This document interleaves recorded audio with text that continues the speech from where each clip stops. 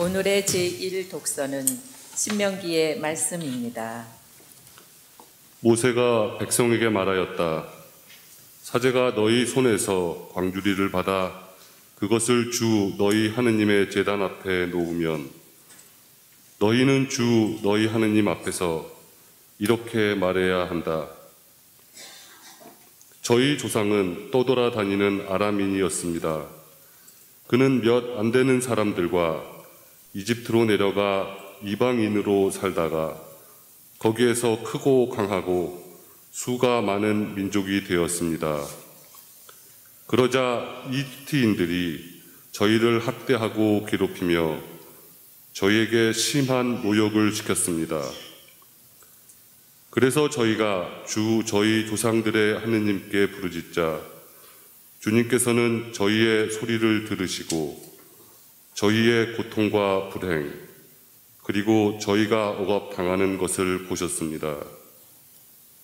주님께서는 강한 손과 뻗은 발로 큰 공포와 표징과 기적으로 저희를 이집트에서 이끌어내셨습니다. 그리고 저희를 이곳으로 데리고 오시어 저희에게 이 땅, 곧 젖과 꿀이 흐르는 땅을 주셨습니다. 주님, 그래서 이제 저희가 주님께서 저희에게 주신 땅에서 거둔 수확의 만물을 가져왔습니다. 그런 다음에 너희는 그것을 주 너희 하느님 앞에 놓고 주 너희 하느님께 경배 드려야 한다. 주님의 말씀입니다. 오늘의 제2독서는 사도 바오로의 로마서 말씀입니다. 형제 여러분, 성경에서 의로움은 무엇이라고 말합니까? 그 말씀은 너희에게 가까이 있다. 너희 입과 너희 마음에 있다.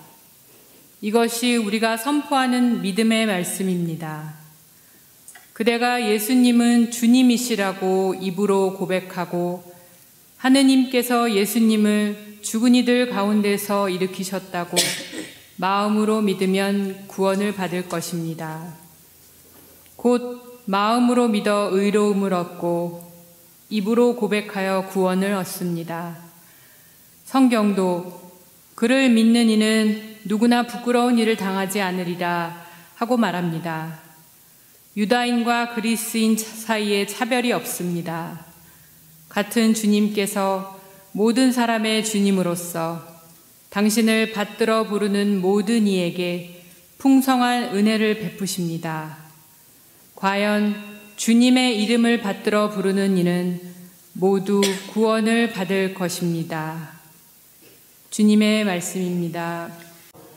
주님께서 여러분과 함께 사제의 영과 함께 루카가 전한 거룩한 복음입니다. 주님 영광 받으소서. 그때 예수님께서는 성령으로 가득 차 요르단강에서 돌아오셨다. 그리고 성령에 이끌려 광야로 가시어 40일 동안 악마에게 유혹을 받으셨다. 그동안 아무것도 잡수시지 않아 그 기간이 끝났을 때 시장하셨다. 그런데 악마가 그분께 당신이 하느님의 아들이라면 이 돌들어 빵이 되라고 해보시오 하고 말하였다. 예수님께서 그에게 대답하셨다. 사람은 빵만으로 살지 않는다고 성경에 기록되어 있다. 그러자 악마는 예수님을 높은 곳으로 데리고 가서 한순간에 세계의 모든 나라를 보여주며 그분께 말하였다. 내가 저 나라들의 모든 권세와 영광을 당신에게 주겠소. 내가 받은 것이니 내가 원하는 이에게 주는 것이요. 당신이 내 앞에 경배하면 모두 당신 차지가 될 것이요.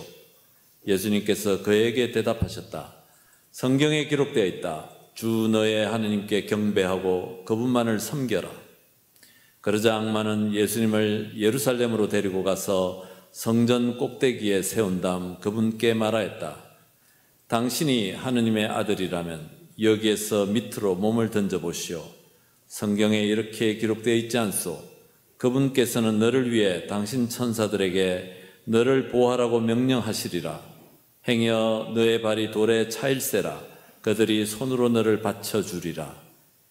예수님께서 그에게 주 너의 하느님을 시험하지 마라 하신 말씀이 성경에 있다 하고 대답하셨다. 악마는 모든 유혹을 끝내고 다음 기회를 노리며 그분에게서 물러갔다. 주님의 말씀입니다. 우리가 사순절 40일 동안의 사순절을 시작하면서 예수님께서 40일 동안 광야에서 유혹을 받으신 이야기를 들었습니다. 악마가 등장하고 또 이해하기 힘든 유혹들이 등장을 하는 것입니다.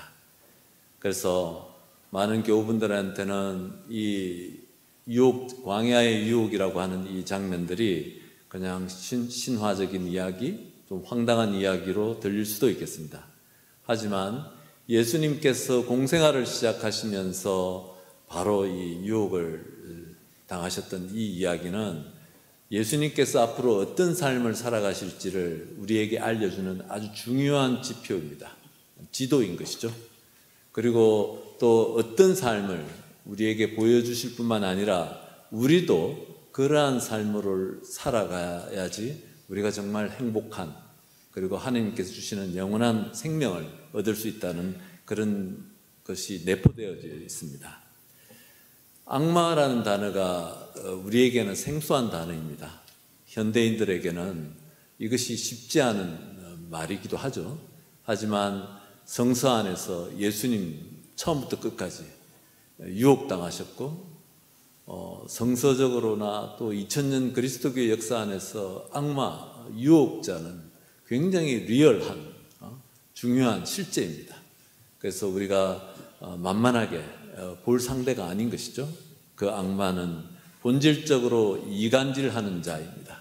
하느님과 인간을 이간질하고 사람과 사람을 이간질해서 떨어뜨려 놓고, 그래서 점점 더 나 하나만 바라다보게 하고 하느님을 바라다보지 못하게 하고 이웃에게 무관심하며 내 욕심만을 추구하게 하는 그 이간질하는 자인 것이죠.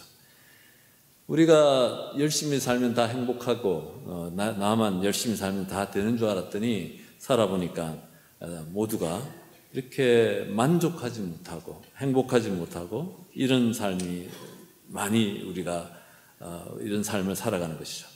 모두가 이기적인 자기 욕심만을 향하여 달려가는 사이 이 세상은 점점 더 각박해지고 이기적인 집단으로 변해가고 짜증나고 살맛나지 않는 그런 모습들로 우리가 이 세상이 이제 우리에게 부메랑이 되어서 돌아오는 것이죠. 그래서 오늘 복음에서 예수님께서 악마에게 유혹을 당한 이야기가 바로 우리가 살아가는 이 세상 안에서 우리가 당하는 유혹과 일치하고 있습니다.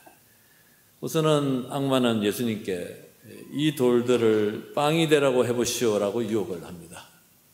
예수님께서는 공생할 때 무수히 여러 번, 무수히라는 말은 좀 그렇고 6번 최소한 복음서 안에 빵을 많게 하시는 기적을 이렇게 하시는 것이죠. 6번 나왔다는 것은 성서 안에서 이보다 더 많이 반복되는 이야기가 없다는 뜻입니다. 굉장히 중요하고, 그런데 그 빵을 많게 하신 그 기적들 하나같이 어떤 기적이냐면 다른 사람들을 위한 기적인 것이죠. 예수님 자신을 위한 기적은 한 번도 하지 않으시는 것이죠. 자신을 위한 기적을 하라고 십자가 위에서 내려와 보라라고 사람들이 예수님을 조롱하고 유혹했을 때도 거절하셨던 분이십니다. 그리고 빵뿐만이 아니라 포도주를 또 만드는 기적도 행하셨는데 그것도 그 공동체 사람들의 기쁨을 위해서, 사람들의 일치를 위해서, 혼인잔치의 그 즐거움과 하나됨을 위해서 하시는 것이지 자기 개인을 위해서 하지는 않았습니다. 오늘 이 악마는 예수님에게 이 40일 동안 굶주렸으니 배고플 텐데 이 돌을 빵으로, 하느님의 힘으로, 네가 하느님의 아들이거든, 그래서 유혹을 합니다. 그런데 예수님께서 거절하시는 것이죠. 오늘날 이 빵은 우리가 다른 말로 표현하면은 돈, 화폐로 이렇게 대신할 수 있겠습니다. 우리 욕망에 대표하는, 우리 욕망을 대표하는 것이죠. 그래서 돌로 빵을 만들라는 그 유혹을 거절하시고 예수님께서 대답하시는 것은 사람이 빵으로만 사는 게 아니라 하느님 말씀으로 산다라고 이렇게 얘기를 하시는 것이죠. 하느님 말씀은 우리가 성서를 달달 외우는 것만을 의미하지는 않습니다. 하느님의 말씀이라는 것은 인간이 살아가는 삶의 도리, 인간의 참된 진정한 의미, 이런 것들에 관심을 두라는 초대입니다. 우리 그냥 빵만 더 많게 하기 위해서, 돈만 더 많이 벌기 위해서, 재산을 불리기 위해서 우리의 온 정력과 에너지, 삶을 다 거기다 올인하는데 그래가지고 너희들이 행복해지느냐라고 예수님께서 복음서를 통해서 우리한테 말씀하시는 것이죠. 하느님 말씀으로 산다는 말은 인간의 도리, 우리 마음을 확장하고 하느님께 관심을 가지고 이웃에게 관심을 가지면서 마음 공부를 하라는 초대입니다. 마음 공부. 우리 마음이 좁쌀만해 가지고 다른 사람들 조그마한 흠도 우리가 용서하지 못하고 또 그걸 받아들일 수 없는 그런 너그러운 마음도 가지지 못하면서 또 오히려 남들이 잘한 것까지도 우리 이렇게 잘못한 것으로 비비 꼬아서 이렇게 바라다보고 비판하는 그런 꼬부라진 마음으로 어떻게 하나님께서 주시는 은총의 삶을 살겠느냐. 하느님 말씀으로 산다는 말은 우리가 나의 욕망과 욕심 말고도, 돈 말고도 정말 우리가 노력해야 될 것, 애써야 될 것, 마음 공부하고 하느님한테 시간 내고 다른 사람들에게 관심을 가지면서 내 마음이 좀 더 넓게 되어지도록 노력하라는 초대입니다. 악마는 또 높은 곳으로 예수님을 데리고 와서 말합니다. 내 앞에 경배하면은 이 세상의 모든 권세와 영광을 다 주겠다. 예수님께서는 거절하시는 것이죠. 하느님께 경배하고 그분만을 섬겨라 라고 이렇게 얘기를 합니다.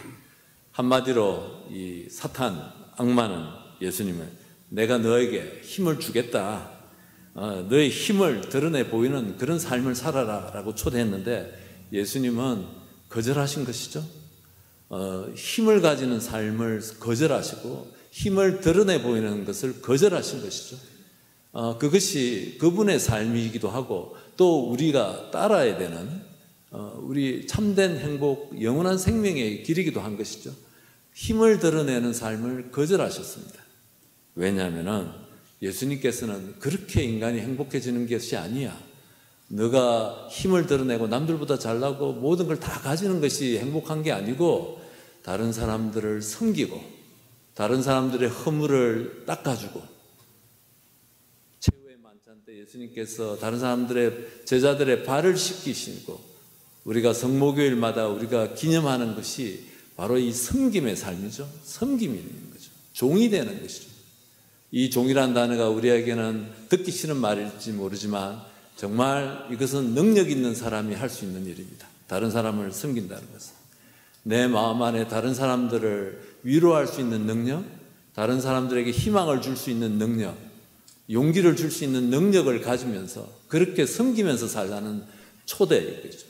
그래서 예수님께서 힘을 가지는 그 삶, 메시아로서 하느님의 아들로서의 힘을 드러내는 그 삶을 거절하시고 종의 삶, 섬김의 삶, 다른 사람들에게 용기와 희망을 주는 삶, 내 것을 내가 이해받기보다는 다른 사람을 이해하는 삶, 그리고 다른 사람의 잘못을 참아주고 기다려주는 삶, 이 모든 것들, 이것이 바로 힘을 거절하고 번세와 영광을 주겠다는 악마의 유혹을 거절하신 예수님의 삶 안에서 드러나는 것이고 우리를 그러한 삶으로 초대하는 것이죠. 세 번째 유혹은 성전 꼭대기에 가서 몸을 던져보시오. 내가 당신 천사들이 탁 당신이 안전하게 떨어지도록 탁 받아주겠다. 좀 폼나게 다른 사람들에게 박수받고 인정받고 찬양받는 그런 삶을 살라라고 악마가 유혹했는데 예수님 거절하십니다. 너의 하느님을 시험하지 마라 라는 말씀으로 이 말씀을 거절하고 대신 예수님께서 걸어가셨던 길은 순환의 길이죠. 남들에게 거절당하고 오해받고 이해받지 못하고 심지어는 손찌검과 침뱉음까지 당하시면서 자기 목숨을 잃는 그 순환의 길을 선택하신다. 다른 사람들로부터 박수받는 그 길이 아니고 인정받는 길이 아니고, 저는 이 부분을 묵상하면서 정말 가슴이 이렇게 잔잔해지는 느낌인 것이죠. 예수님께서 우리에게 보여주시려고 하셨던 삶, 또 우리를 초대하시는 삶은 바로 이 내가 모욕당하고 인정받지 못하고 또 다른 사람들로부터 오해받을 때조차도 예수님께서 마음속에 품으셨던 그 연민과 사랑, 그 마음을 품을 수만 있다면 우리가 얼마나 평화롭게 이 세상을 지혜롭게 살아갈 수 있을까라는 것이죠. 예수님께서는 이런 삶을 통해서 우리를 참된 행복, 영원한 생명, 하나님께서 주시는 그 구원의 삶으로 초대하시고 본인도 이런 삶을 가시고자 바로 공생할 직전에 3가지 유혹의 이야기를 우리한테 들려주는 것입니다. 쉽지는 않지만 참되다고 생각합니다. 그리고 우리 모두가 배워야 되는 삶이고, 우리의 행복은, 우리의 참 행복은 거짓 행복이 아니라 참 행복은 정말 사람들의 마음을 읽을 수 있고 마음을 우리가 넓히는, 다른 사람들을 좀 더 깊이 이해하고 받아들일 수 있는 그런 마음 공부에 달려 있고, 또 내가 다른 사람들로부터 힘과 영광을 드러내는 삶이 아니라 다른 사람들을 도와주는 그 섬김의 삶 안에, 또 모욕과 오해와 또 다른 사람들의 질시와 이 안에서조차도 내가 사람에 대한 연민과 사랑을 간직할 수만 있다면, 그것이 예수님의 삶이고 우리가 따라갈 수만 있다면 우리는 이 삶을 이렇게 보람 있게 행복하게 정말 기쁘게 다른 사람들에게 희망을 주면서 살아갈 수 있다고 생각됩니다. 그래서 오늘 우리 사순 일주일을 우리가 보내면서 예수님께서 받으셨던 유혹이 우리가 바로 이 삶의, 우리 삶 인생의 광야에서 받고 있는 유혹입니다.